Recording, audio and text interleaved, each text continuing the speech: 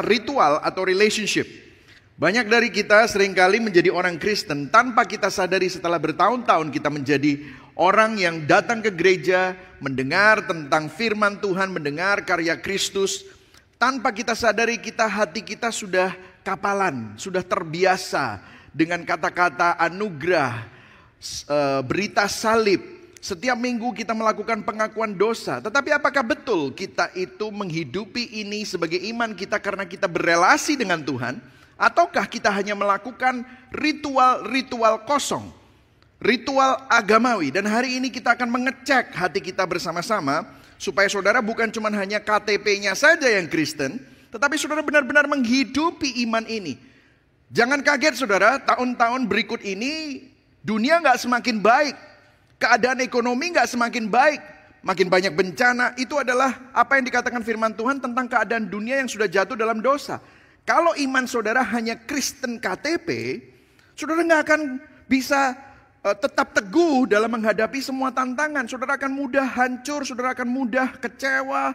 Dan saya berdoa biarlah hari ini saudara dapat mengecek hati saudara supaya fondasi yang ada di dalam hati saudara itu bukan hanya sekedar ritual agamawi. Tapi saudara bisa memiliki relasi yang kuat dengan Tuhan. Maka nas kita hari ini yang akan kita baca dari firman Tuhan adalah Lukas 18 ayat 9 sampai ayat yang ke-14. Kita akan membacanya bergantian, saya baca bagian yang kuning, saudara baca yang putih ya saudara ya. Lukas 18 ayat 9 dan kita bergantian. Saya mulai terlebih dahulu, ayat yang ke-9. Dan kepada beberapa orang yang menganggap dirinya benar dan memandang rendah semua orang lain, Yesus mengatakan perumpamaan ini. Ayat 10. Ada dua orang pergi ke bait Allah untuk berdoa. Yang seorang adalah Farisi dan yang lain pemungut cukai. Orang Farisi itu berdiri dan berdoa dalam hatinya begini. Ya Allah, aku mengucap syukur kepadamu karena aku tidak sama seperti semua orang lain. Bukan perampok, bukan orang lalim, bukan pezina, dan bukan juga seperti pemungut cukai ini. Ayat 12, saudara. Aku berpuasa 2 kali seminggu dan aku memberikan 1/10 daripada penghasilanku. Tetapi pemungut cukai itu berdiri jauh-jauh, bahkan ia tidak berani menengadah ke langit, melainkan ia memukul diri dan berkata, Ya Allah, kasihanilah aku orang berdosa ini. Ayat 14 kita baca sama-sama. Aku berkata kepadamu, orang ini pulang ke rumahnya sebagai orang yang dibenarkan Allah dan orang lain itu tidak. Sebab barang siapa meninggikan diri, ia akan direndahkan, dan barang siapa merendahkan diri, ia akan ditinggikan. Beginilah firman Tuhan, berbahagialah orang yang mendengar firman Tuhan, memelihara dalam hatinya, dan melakukan dalam hidupnya. Poin saya ada 3 hari ini, pergumulan universal bagi semua orang. Kemudian yang kedua, solusi agama untuk mengubah kita dari luar ke dalam. Dan solusi Injil dari dalam keluar. Outside in and inside out. Nah, kita akan memulai pergumulan universal bagi semua orang. Yang saya belajar katakan yes. Yes, oke. Nah, kita tadi baca ayat yang ke-9. Dan kepada beberapa orang yang menganggap dirinya benar dan memandang rendah semua orang lain, Yesus mengatakan perumpamaan ini. Jadi Yesus mengatakan perumpamaan ini karena dia tahu hati orang yang mendengarnya. Nah, di sini dikatakan menganggap diri benar, itu bahasa Inggrisnya saya terjemahkan di sini dalam bahasa Inggris, trusted in themselves that they were righteous. Mereka percaya sama diri mereka sendiri bahwa mereka itu benar karena dirinya. Saudara, mungkin anak-anak muda, saya lihat banyak anak muda di sini.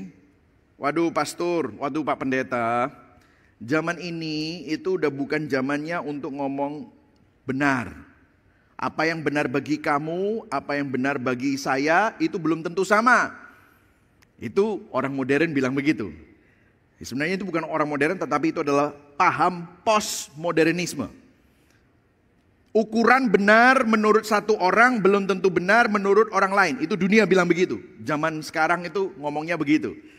Ya, Oprah Winfrey, seorang tokoh liberal di Amerika, dia bilang gini, live your truth. Because your truth might not be the same as someone else's truth. Hidupilah kebenaranmu, karena mungkin kebenaranmu belum tentu sama dengan kebenaran orang lain. Jadi segala sesuatu sekarang serba abu-abu. Semuanya kabur. Apapun bisa, apapun jadi. Dan saya mau explore tentang ini, saya kontekstualisasikan supaya mendarat ya. Yang penting gini, as long as you're happy, yaitu kebenaranmu. Wah, sudah pernah dengar begini? Ya, ini biar saudara mendarat gitu loh ya. Kalau baca Alkitab itu mendarat. As long as you're happy, it's okay, do it. Nah, tapi saya mau bertanya lebih dalam, apa sih yang membuat orang happy? Nah, saya akan coba hit semua segmen dari jemaat ya. Saya ketemu dengan beberapa orang tua. Saya lihat ada banyak orang tua juga. Apa yang membuat orang tua happy? Kalau anaknya masuk universitas tertentu, bangganya setengah mati. Wah, saya pernah punya teman yang anaknya masuk ke Harvard, Yale, MIT. Wah, bangganya setengah mati. Atau mungkin lulus ujian tertentu. Anaknya tersenyum, happy. Kenapa? Karena bisa membuat orang tuanya bangga. Mereka happy, anaknya happy, mereka merasa puas. Oke, itu orang tua. Mungkin saya di sini mau ngomong sama para jomblo, yang single. Wah, nembak cewek yang cantik yang ditaksirnya dan tembakannya diterima. Wah, cintaku tidak bertepuk sebelah tangan. Dan mereka pacaran, mereka happy karena cintanya tidak bertepuk sebelah tangan. Seorang karyawan profesional, bekerja keras, akhirnya naik pangkat atau jabatan, akhirnya memiliki gaji yang lebih tinggi sehingga dia bisa bawa pulang penghasilan yang lebih banyak untuk keluarganya. Dia happy. Kenapa? Karena suaminya membuktikan diri kepada istri dan anak-anaknya bahwa dia mampu menyediakan. Semuanya happy. Ini saya ngomong sama mungkin Gen Z. Anak-anak muda ini kayaknya di sini juga banyak. Mungkin Anda gamer. Wah, seorang gamer. Sangat senang saat dia menang dan ada kepuasan bahwa namanya tercantum sebagai scorer terbesar, scorer tertinggi, memiliki rekor kemenangan yang besar. Wah, kemenangannya diakui. Dia happy. Mungkin Anda pengusaha, pemilik pabrik. Sangat happy saat dia mendapatkan cuan gede, menang tender yang gede, dijuluki perusahaan terbesar. Toko terhebat, pabrik terbesar, namanya dikenal, omsetnya terbesar, dia happy. Saya juga gak lupa untuk ibu-ibu ya. Seorang ibu-ibu merasa tersanjung mungkin karena dia masuk arisan tertentu, kalangan tertentu, di follow Instagramnya oleh orang tertentu, diundang di kalangan sosialita tertentu. Dia bisa dibelikan suaminya pakai merek tas tertentu sehingga dia merasa happy. Kenapa dia masuk, dianggap, diterima di dalam sebuah kalangan tertentu, dia happy. Nah, ternyata dalam perjuangan kita untuk jadi happy, supaya kita merasa benar, supaya kita merasa puas, itu rupanya di dalam setiap budaya, di dalam setiap zaman, manusia itu selalu lapar akan sesuatu. Mereka ada suatu longing, dambaan, makanya kita itu selalu cari sesuatu. Itulah sebabnya mereka berjuang, bekerja keras mati-matian untuk mendapatkan hal itu. Rela mengorbankan kesehatannya, rela mengorbankan keluarganya demi mendapatkan hal yang membuat mereka happy itu. Demi mendapatkan apa? Kalau seperti lagunya Tulus, kita kemana, mau kemana, hendak mencari apa, menumpuk untuk apa. Wah, kayaknya gak ada yang dengar Tulus ya saudara. Oh, yang ketawa dengar ya. Wah, ya. Saya pikir saya aja yang dengar Tulus, saudara. Pendeta boleh lah ya gaul sedikit ya saudara ya. Jadi ini yang membuat kita happy, yang supaya kita ini merasa puas dan merasa benar. Itu adalah pergumulan eksistensial setiap manusia. Being happy, being loved, being approved, diakui, diterima. Ini adalah pergumulan setiap manusia. Dan di dalam lubuk hati yang terdalam manusia selalu haus untuk mendambakan makna atau tujuan, pengakuan, penerimaan, penghargaan di dalam kehidupan. Itulah sebabnya kita berjuang untuk mendapatkan hal itu. Nah, sebenarnya ini bukan hal yang buruk. Karena ini adalah bagaimana Tuhan menciptakan kita. Sebenarnya kalau kita kembali ke Adam dan Hawa di kitab Kejadian pasal 1 dan 2, manusia pertama Adam dan Hawa itu bahagia, puas, dikasihi dan diterima. Kenapa? Karena dia diterima, dikasihi dan bahagia karena mereka hidup penuh kebebasan, hubungannya harmonis dengan Allah. Gak ada rasa malu, gak ada rasa takut, gak ada rasa ketertolakan, tidak perlu bersembunyi. Tidak perlu berpura-pura. Kita semua memiliki kemuliaan Allah. Tetapi waktu manusia pertama itu jatuh dalam dosa karena mereka lebih percaya kepada kebohongan dan berusaha menjadi Tuhan atas dirinya sendiri, mereka kehilangan bahagia itu. Mereka kehilangan penerimaan itu. Mereka kehilangan kasih itu. Mereka kehilangan kemuliaan Allah. Jadi dosa membuat kita kehilangan semua itu. Sehingga kita memiliki kelaparan yang tidak pernah terpuaskan. Itulah sebabnya kita selalu berusaha melakukan self-justification. Kita berusaha mencari pembenaran diri. We lost God's righteousness. Kita kehilangan kebenaran Allah. That's why we always seek self-justification. Kita kehilangan kebenaran Allah, karena itu kita selalu berusaha untuk menemukan pembenaran diri. Dan itu bisa melalui kekayaan, melalui pembuktian, melalui penampilan. Saudara tahu sekarang dokter yang paling laris di seluruh dunia apa? Plastik surgery. Dokter operasi plastik. Kenapa? Hidung kurang mancung. Muka kurang harus ditarik, saudara. Kurang kurus, kurang bahenol, ditambahin di mana-mana. Kenapa? Mereka berusaha menemukan self-justification. Supaya apa? Dikasih, diterima. Dianggap orang berharga. Dianggap orang cantik. Kita harus berjuang untuk nunjukin punya uang. Harus jam mahal, mobil mahal, rumah mentereng. Untuk apa? Wah, supaya harga dirinya naik. Self-justification. Karena kita kehilangan harga diri gara-gara dosa. Karena kita kehilangan kehormatan, kehilangan kebenaran gara-gara dosa. Nah, inilah pergumulan eksistensial kita, dan semua kita terus berusaha mengatasi hal ini.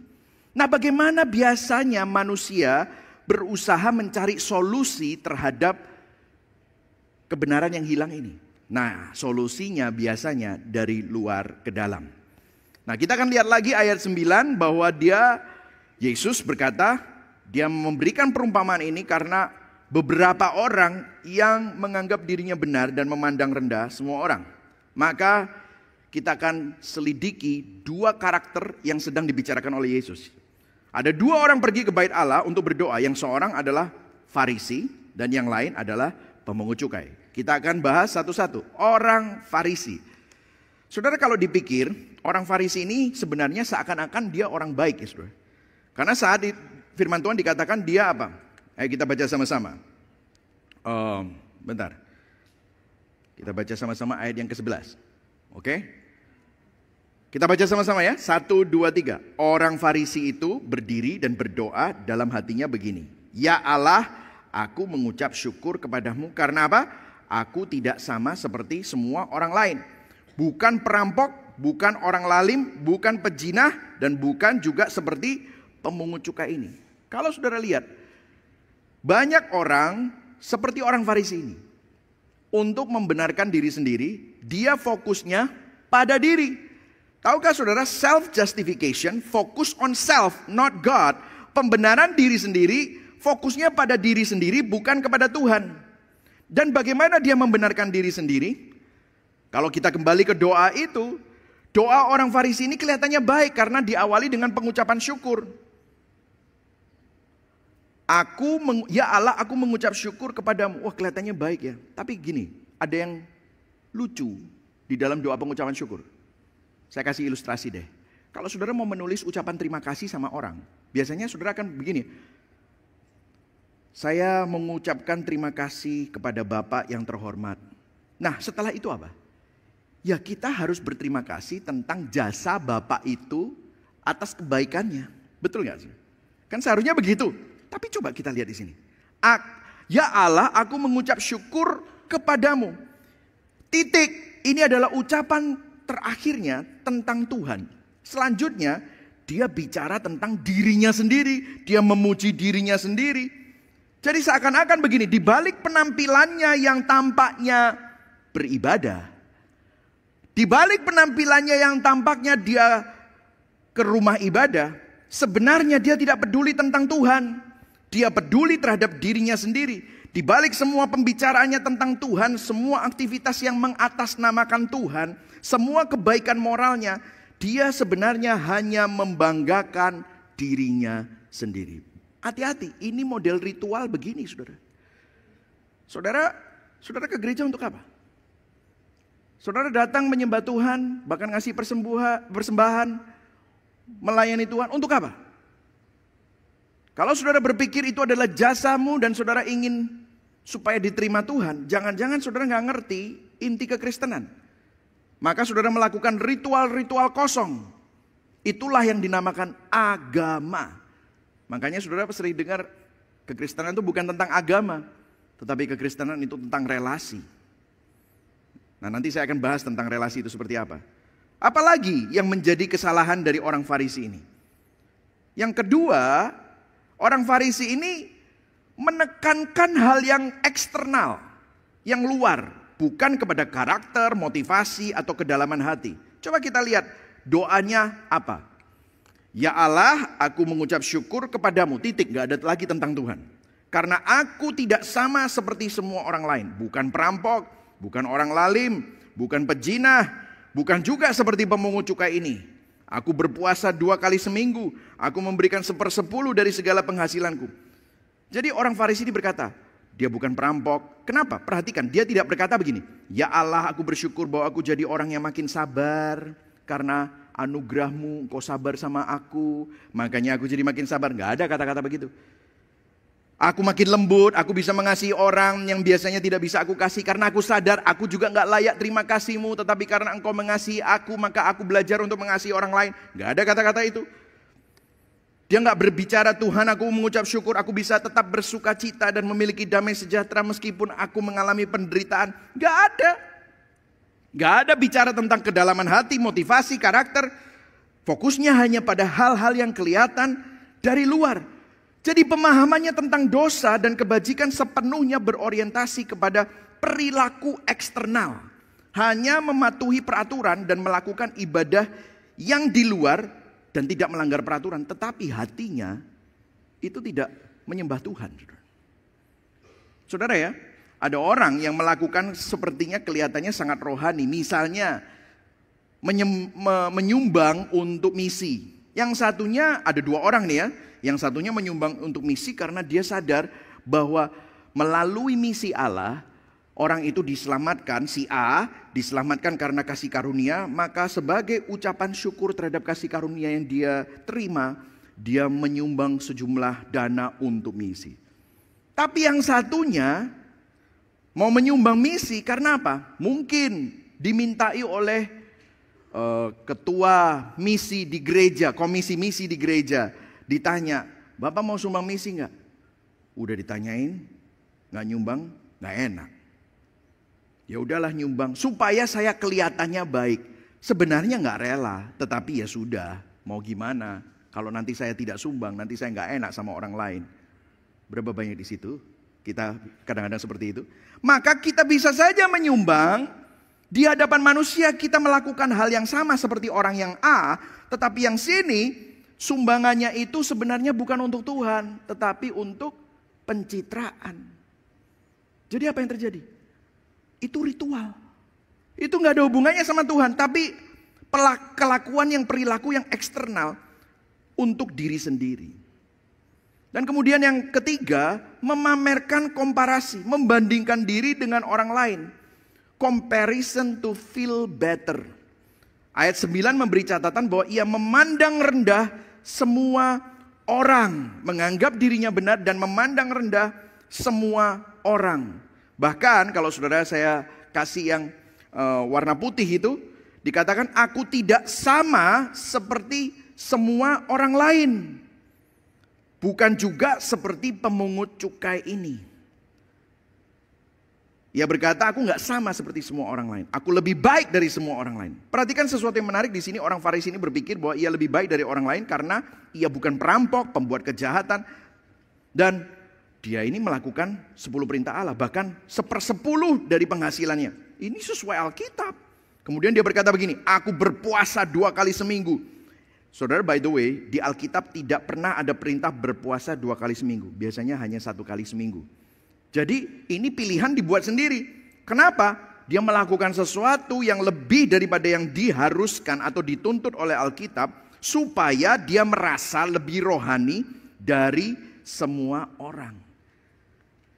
Ini merupakan motivasi yang salah, saudara, pada waktu kita melakukan ini. Dan tanpa kita sadari, kita semua sering melakukan ini dalam hidup keseharian kita. Bahkan kadang-kadang kita pun juga suka merendahkan orang dari gereja lain, orang dari aliran lain, orang yang mungkin kalau kita ngomong begini, saya kan lebih lumayan daripada dia. Lumayan itu bukan standarnya Tuhan. Lumayan itu standar manusia. Di hadapan Tuhan, lumayan itu tidak sempurna. Maka tetap saja dosa. Amin. Saudara bisa lihat ini. Saudara gini ya, saya tadi pagi saya pakai ilustrasi ini. Saya punya 3 anak kan. Ya, yang 2 anak cowok saya itu tinggi-tinggi. Yang pertama, saudara, tingginya 187 ya, saudara ya. Dan dia tinggi. Jadi kalau ini guyonannya itu, I look up to my son gitu ya. Bagi yang paham saja gitu, saudara. Jadi saya itu kalau ngomong sama anak saya begini, saudara ya, karena dia tinggi sekali ya. Kalau pakai ukuran Amerika itu 6'2 ya, 6'2 itu tinggi gitu ya. Nah, tapi saya nggak pernah ngelihat dia gini. Dia nggak pernah lihat dia. Kenalan sama orang, sama om gitu, sama teman saya gitu. Om, saya tinggi ya, nggak kayak om pendek gitu. Nggak pernah dia kayak gitu. Karena apa? Kemanapun dia pergi, semua orang tahu dia tinggi. Dia nggak usah pamer tentang ketinggiannya. Dan dia tidak perlu merendahkan orang lain karena ketinggiannya. Karena apa? Itu dari lahir udah kayak begitu. Jadi dia nggak perlu pamer-pamer tentang itu. Kenapa kok orang Farisi itu begitu pamer tentang kebenaran dirinya dan selalu berbangga terhadap kerohaniannya dan membandingkan diri dengan orang lain? Perhatikan, saudara. Kalau orang yang benar, orang yang kudus, orang yang benar-benar punya relasi sama Tuhan, dia nggak usah bangga-bangga. Karena itu memang sudah identitasnya. Tapi kalau suka bangga, jangan-jangan ada ketidakbenaran yang ditutupi. Betul atau tidak, saudara? Ada sesuatu yang dia tutupi karena dia tahu dalam hatinya banyak sekali pergumulan eksistensial itu tadi. Pembuktian diri, penerimaan. Dia selalu cari-cari hal untuk membuat dia itu merasa baik, saudara. Saudara, saya berikan satu ilustrasi lagi ya. Ada sebuah cerita ini. Ada seorang tukang kebun yang menumbuhkan wortel, saudara. Dia tinggal di sebuah kerajaan. Dan karena wortelnya ini panennya luar biasa besar, bagus, benar-benar matang dan besar. Dia mau mempersembahkan wortel terbaiknya ini kepada raja. Jadi dia pergi ke istana, dia bawa ke raja. Dia berkata, "Baginda raja, ini adalah wortel panen yang terbaik yang pernah saya tanam dan pernah saya tumbuhkan. Dan karena ini terbaik dan saya gak pernah lihat panen seperti ini, saya ingin mempersembahkan wortel ini kepada raja sebagai tanda cinta dan hormat saya kepada baginda raja." Wah, sang raja tersentuh. Sang raja merasa dikasihi. Dan melihat hati pria itu, dia bilang, "Wow, kamu kok baik sekali memikirkan saya dan memberikan yang terbaik." Begini, dia bilang sama ajudannya, "Saya akan berikan kepada kamu bebas biaya sebidang tanah di sebelah kebun kamu. Itu adalah milikku. Biar kamu kerjakan, kamu kembangkan, kamu tanam wortel, kamu tanam sayur-sayuran yang lain, sehingga nanti tanah itu akan menjadi suatu tanah yang akan berkembang dan berbuah." Wah, rajanya senang, si petani senang. Dia pulang ke rumah dengan sukacita. Tapi pada saat raja ada di situ, ada begitu banyak bangsawan yang ada di sekitar sang raja. Ada bangsawan di istana raja yang mendengar semua itu dan dia berkata di dalam hati, perhatikan saudara. "Wow, jika itu yang didapatkan si petani untuk wortel, bagaimana kalau aku memberi raja sesuatu yang lebih baik? Aku dapat apa ya?" Wah. Jadi besok paginya bangsawan itu datang di hadapan raja. Dia membimbing seekor kuda hitam yang tampan. Dan dia datang kepada raja, dia membungkuk dengan rendah dan berkata, Baginda Raja, tuanku, aku memberikan kuda ini, dan kuda ini adalah kuda yang terbesar, terkuat, tercepat, tertampan yang pernah aku miliki. Oleh karena itu aku ingin mempersembahkan kepadamu sebagai tanda cinta dan hormat saya kepada Baginda Raja. Ngomongnya persis kayak si petani wortel. Apa yang terjadi? Maka sang raja menerima dan tahu, raja itu tahu isi hati si bangsawan. Dan dia hanya berkata, terima kasih, silahkan pulang. Loh, bangsawannya bingung, dia mau ngomong apa lagi? Ya udah, dia berbalik pulang. Sebelum dia sampai ke pintu, sang raja bilang, hai bangsawan, kamu tahu tukang kebun, tukang wortel, petani wortel yang kemarin memberi aku wortel yang terbaik dengan ketulusan hati untuk mempersembahkannya kepadaku. Tetapi hari ini kamu memberikan kuda itu bukan untuk aku, tapi kamu memberikan kuda ini untuk dirimu sendiri. Saudara, bangsawan itu memberi dengan suatu ekspektasi yang transaksional. Dia melakukan kebaikan dengan satu agenda yang narsis, yaitu berfokus pada dirinya sendiri. Nah, bagaimana dengan kita? Apakah kita datang kepada Tuhan karena Tuhan atau untuk dirimu sendiri? Apakah kita mengasihi keluargamu untuk Tuhan atau mengasihi keluargamu supaya keluargamu utang budi sama aku, kamu? Kadang-kadang kita jadi anak yang hormat sama orang tua, tapi kita nggak mencintai orang tua karena orang tua atau ingin memuliakan Tuhan, tetapi untuk buat orang tua utang budi sama kita. Taunya di mana kalau saudara sudah melanggar ini? Taunya kamu kecewa sama Tuhan. Kalau apa yang kamu doakan ternyata tidak terlaksana, apa yang kamu minta sebagai mujizat dan terobosan tidak terjadi, saudara marah, saudara kecewa. Saudara sudah baik sama anak-anakmu, ternyata anak-anakmu kurang ajar sama kamu. Wah, kamu marah sekali. Kamu sudah baik dan hormat sama orang tuamu, berharap ada warisan. Warisannya jatuh ke adikmu. Saudara marah sekali. Di sini terlihat motivasimu baik, motivasimu datang kepada Tuhan. Itu untuk apa? Kalau itu untuk dirimu sendiri, maka saudara sedang melakukan ritual bukan untuk Tuhan, tetapi untuk kepentingan pribadi.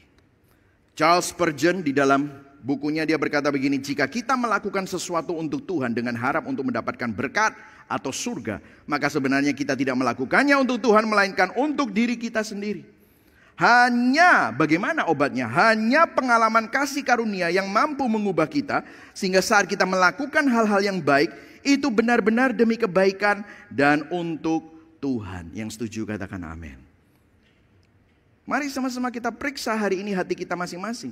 Untuk menjadi seorang Kristen kita harus mengakui masalah kita yang sebenarnya, karena kita telah menggantikan Tuhan dengan diri kita.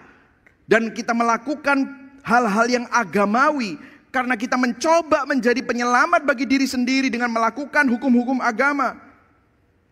Dan kita berpikir dengan begitu kita bisa mendapatkan sesuatu dari Tuhan.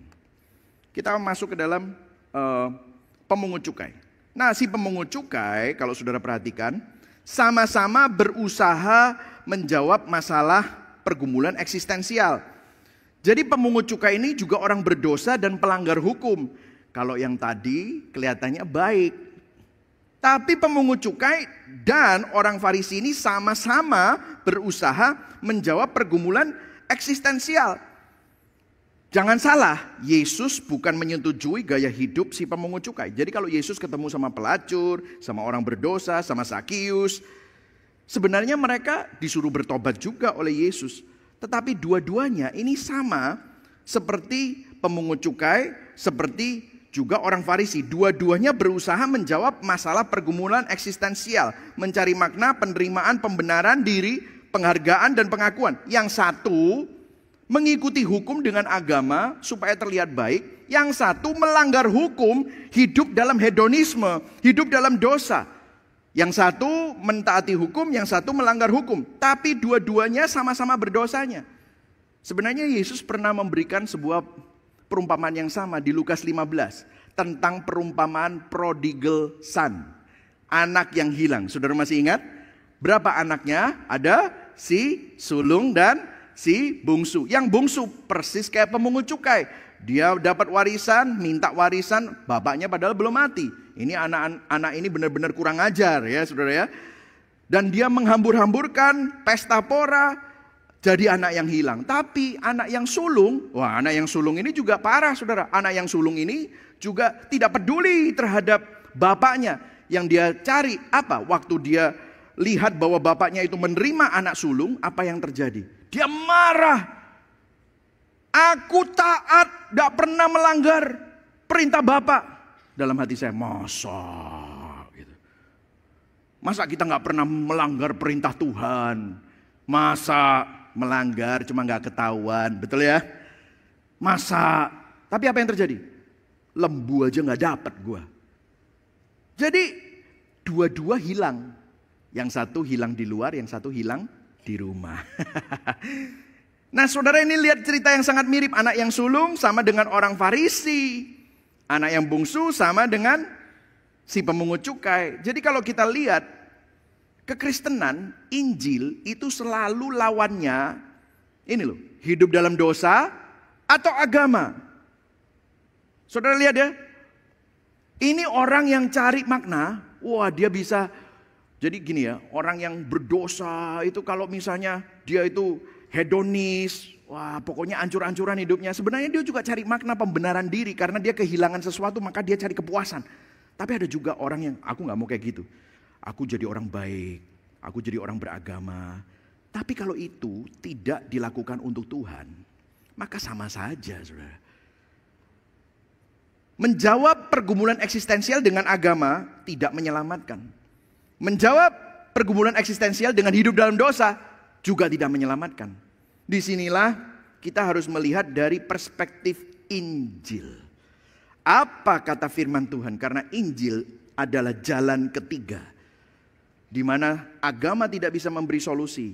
Dan kehidupan yang fana di dunia juga tidak bisa memberi solusi.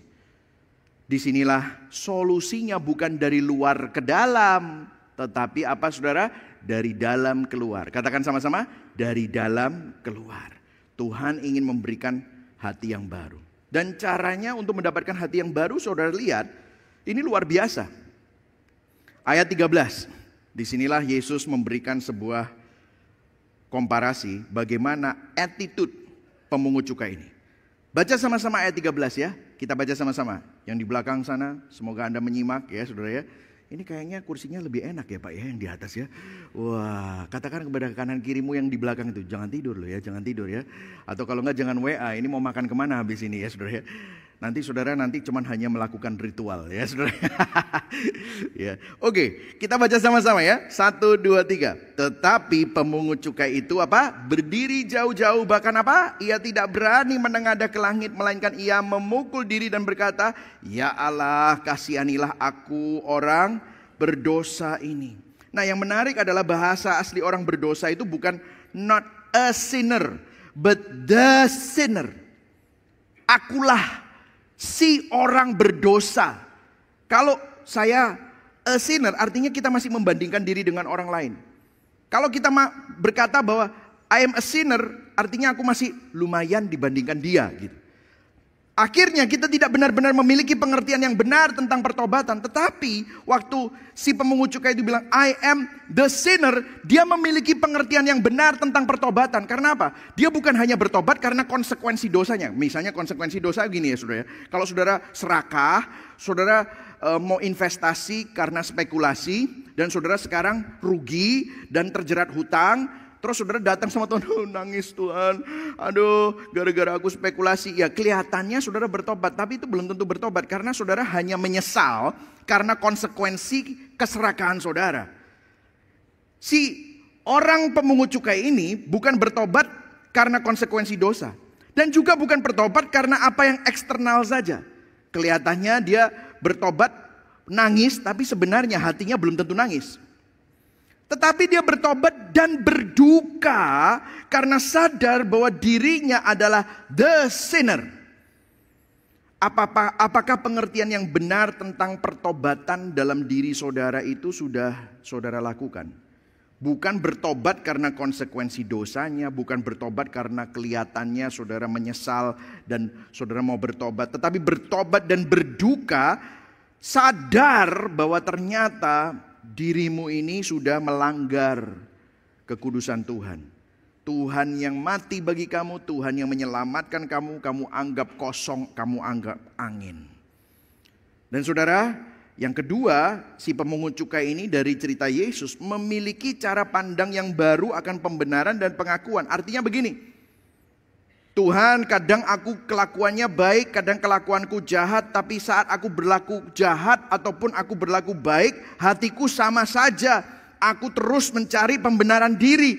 Aku berusaha menjadi penyelamat bagi diriku sendiri. Aku berusaha mencari pengakuan, penghargaan. Aku berusaha mencari penerimaan, berusaha menyelamatkan diriku sendiri. Aku membandingkan diri dengan orang lain. Aku berfokus pada diriku sendiri. Ampuni aku Tuhan, aku orang berdosa. Dan dikatakan di sini ada yang menarik. Disinilah gospel connectionnya, disinilah Injilnya yang sangat indah. Dikatakan begini. Ya Allah, kasihanilah aku. Kasihanilah di sini, be merciful. Nah, yang menarik adalah be merciful, kata-kata aslinya, saya hampir selesai saudara, biasanya itu adalah eleos. Biasanya di perjanjian baru seperti contoh, saya kasih contoh ini. Orang buta yang berteriak kepada Yesus anak Daud, kasihanilah aku. Yesus anak Daud, kasihanilah aku. Ya, kalau bahasa Indonesia kasihanilah, sama-sama kasihanilah. Tetapi dalam bahasa aslinya, di dalam bahasa Yunaninya itu eleos. Tapi di sini nggak dipakai eleos. Si penulis Lukas menulis hilasterion, yang artinya bukan hanya kasihanilah aku, tetapi atone my sin, tebuslah dosaku. Nah, kenapa ini signifikan? Kenapa kok ini sangat penting? Perhatikan saudara. Kalau saudara perhatikan, ada ritual di perjanjian lama. Setahun sekali seorang imam besar untuk minta pengampunan dosa atas seluruh umat, dia harus masuk ke ruang Maha Kudus. Dan kalau dia masuk ke ruang Maha Kudus, dia harus hati-hati. Dia harus menyucikan dirinya sendiri. Dia minta ampun atas dosanya. Dia harus potong binatang. Dia ambil darahnya. Dan darahnya itu sebelum dia masuk, dia bawa. Begitu masuk, dia satu langkah, cipratkan darah. Dia ada di atasnya darah itu. Karena begitu dia masuk dengan cara yang tidak layak, apa yang terjadi? Mati. Karena dia orang berdosa dan ketemu sama Allah yang kudus. Dia cipratkan lagi. Dia langkah satu. Sampai 7 langkah kira-kira. Dan kemudian di depan tabut perjanjian. Ini tabut perjanjian. Apa yang dia lakukan? Saudara, berapa banyak di sini tahu isinya tabut perjanjian? Saya jelaskan sedikit ya. Tadi pagi saya nggak sempat jelaskan. Di tabut perjanjian itu ada 3. Tongkat Harun yang menunjukkan kepemimpinan Tuhan. 10 perintah Allah, loh batu 10 perintah yang menunjukkan kekudusan dan standar Tuhan. Kemudian mana? Ada buli-buli emas berisi mana? Yang melambangkan apa? Kepemimpinan Tuhan, tongkat Harun. Kekudusan Tuhan, loh batu. Mana, buli-buli emas, penyediaan Tuhan. Dan apa yang dilakukan? Bangsa Israel selalu tidak pernah percaya sama kepemimpinan Tuhan. Berdosa. Selalu melanggar kekudusan Tuhan. Melanggar 10 perintah Allah. Berdosa. Selalu bersungut-sungut. Tidak pernah merasa puas terhadap pemeliharaan Tuhan. Berdosa. Makanya 3 ini ditaruh di situ. Itu melambangkan pemberontakan bangsa Israel terhadap Tuhan. Yang mestinya dihukum. Dan saudara tahu, tutupnya itu adalah mercy seat. Ada malaikat yang begini. Dan imam besar itu harus cipratkan darah. Nah saudara tahu, waktu cipratkan darah itu, ritual ini namanya hilasterion. Penebusan bahwa kita sudah berdosa. Dan hilasterion ini digunakan di dalam Ibrani 2 ayat 17 untuk Yesus. Karena Ibrani 2 ayat 17 kita diberitahu bahwa alasan kenapa Yesus jadi imam besar yang sempurna, yang penuh dengan belas kasihan, setia kepada pelayanannya kepada Allah, agar dia dapat membuat hilasterion, Be merciful, ada belas kasihan, ada pendamaian untuk dosa orang-orang yang berdosa itu. Umat Tuhan yang berdosa. Ibrani 2 ayat 17 dikatakan begini. Itulah sebabnya maka dalam segala hal ia harus disamakan dengan saudara-saudaranya. Baca yang kuning sama-sama. 1, 2, 3. Supaya ia menjadi imam besar yang apa? Menaruh belas kasihan. Kata-kata yang sama, hilasterion, yang dipakai oleh si pemungut cukai dan yang dikatakan oleh Yesus, dan yang setia kepada Allah untuk apa? Mendamaikan dosa seluruh bangsa. Hari ini saudara tidak lagi memiliki imam besar yang fana, tetapi Yesus adalah imam besar kita. Hari ini bukan darah binatang yang diciprat-cipratkan, tetapi darah anak domba Allah. Karena Kristus, dia ditolak supaya saudara dan saya diterima. Kristus yang tidak mengenal dosa menjadi dosa, supaya saudara dan saya yang berdosa dibenarkan. Kristus yang mulia menjadi hina, supaya saudara dan saya dapat menjadi berharga, padahal saudara dan saya seharusnya tidak berharga. Kristus dihukum supaya kita yang seharusnya dihukum dapat dikasihi. Begitu mengasihinya Tuhan kepada Anda dan saya, sehingga dia rela melakukan semua itu untuk menebus kita, memberikan kita belas kasihan, melakukan karya penebusannya. Sehingga di dalam Kristus, saudara tidak perlu lagi cari pencapaian untuk membuktikan diri. Saudara tidak perlu lagi cari kebenaran diri sendiri, self justification. Saudara tidak perlu lagi cari kasih yang palsu di dunia ini, karena saudara memiliki keberhargaan di dalam kasih Kristus. Saudara dikasihi di dalam Kristus. Saudara sekarang ditebus. Dulu kita musuh Allah yang seharusnya binasa karena dosa, tetapi sekarang kita menjadi anak-anak Allah. Amin, saudara. Timothy Keller di dalam bukunya berkata begini. Agama berkata aku taat, itulah sebabnya aku diterima. Tetapi Injil berkata aku sudah diterima, itulah sebabnya aku dimampukan untuk taat. Amin, saudara. Katakan sama-sama, saya diterima di dalam Kristus. Katakan sama-sama, di dalam Kristus. Itulah Injil. Kalau kita kembali ke diagram ini, saudara tidak perlu lagi cari pengakuan penerimaan as long as you're happy. No, di dalam dosa you don't have to do that anymore. Atau saudara tidak perlu lagi cari pembenaran diri sendiri melalui ritual-ritual agama. Tetapi saudara bisa menaruh imanmu di dalam Kristus. Dia yang benar, tapi diperlakukan seperti orang bersalah. Dia yang paling kudus, diperlakukan menjadi dosa. Supaya saudara yang bersalah dan berdosa menerima kebenaran itu. Hatimu diubah. Solusinya bukan dari luar ke dalam, tetapi solusinya dari dalam keluar. Kita memiliki kepastian di dalam Kristus saja.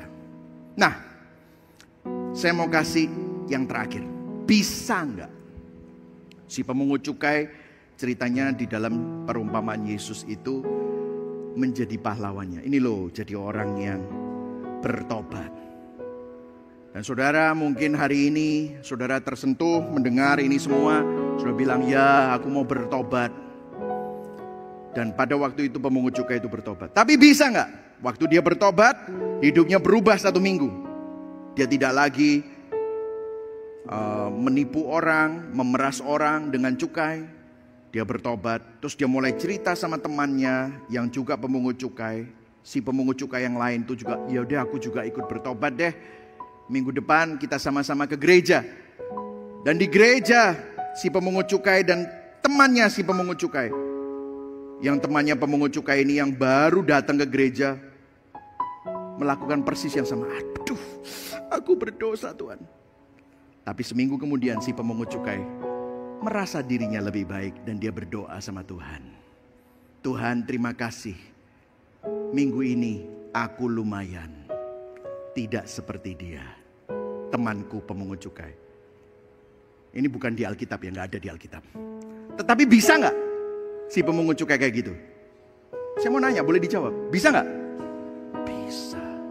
Saudara, mungkin dulu saudara pernah bertobat. Mungkin dulu saudara benar-benar seperti pemungut cukai itu yang menerima hilasterion.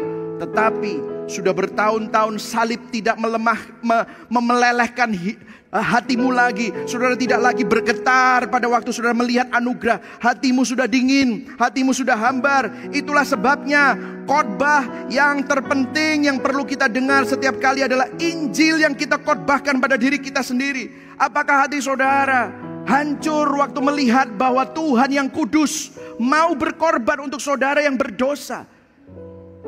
Apakah hatimu bergetar dan meleleh pada waktu melihat Allah yang maha mulia rela melakukan yang paling hina supaya saudara yang tidak berharga dan hina itu menerima kemuliaan Allah? Kalau saudara sudah tidak lagi bergetar, hatimu akhirnya jadi seperti si pemungut cukai yang sama seperti si Farisi.